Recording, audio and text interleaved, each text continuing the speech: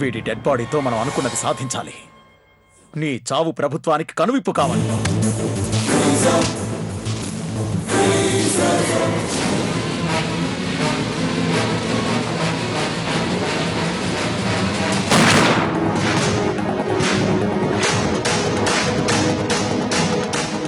Come on.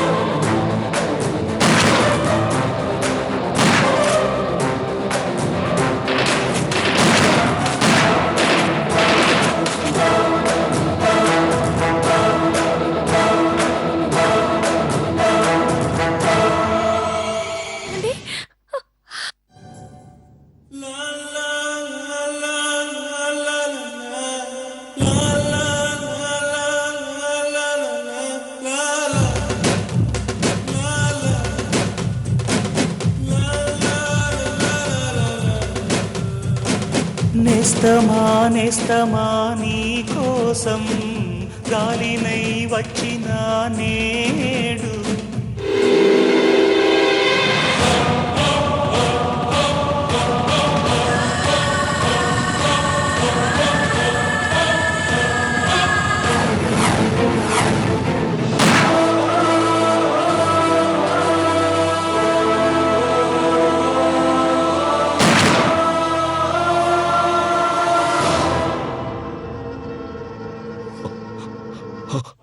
Officer, మీకేం కాలేదుగా?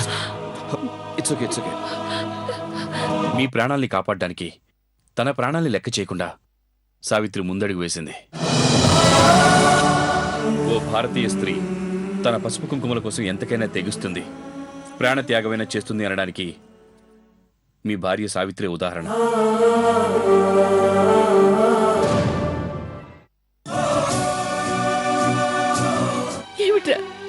ఏమిట్రా ఇదంతా? సావిత్రి, ఏమిటమ్మా? చూడు, నీ పసుపు కుంకుమలే నీ భర్త ప్రాణాల్ని కాపాడతాయని నాకు తెలుసమ్మా.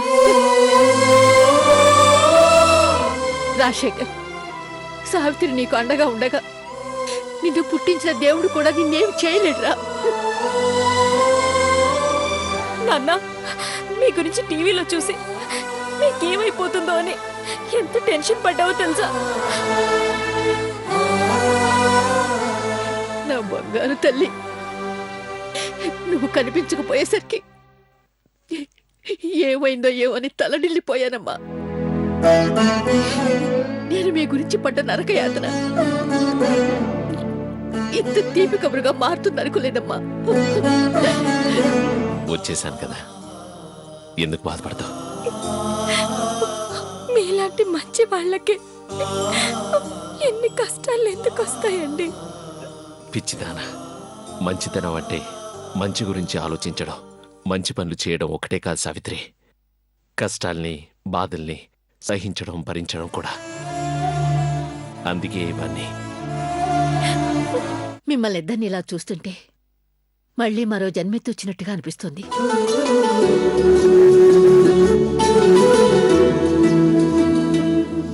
తీసుకోండమ్మా.